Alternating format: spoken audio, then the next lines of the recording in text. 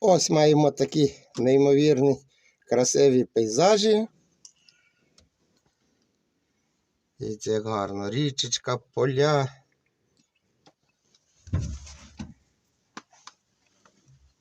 Ми виконали свою роботу. Внесли добрива. Ось бачимо, лієчка пустенька. Все в нас чітко. Все працює. І не знаю, наскільки камера передасть. Мало б показати, що вже на склі трактора на лобовусі з'являються капельки. Ось бачите, починається дощик.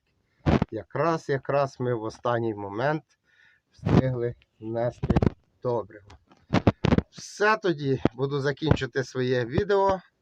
Підписуйтесь на канал, далі буде багато цікавого. Всім гарного дня і працюємо разом. Щасливенько!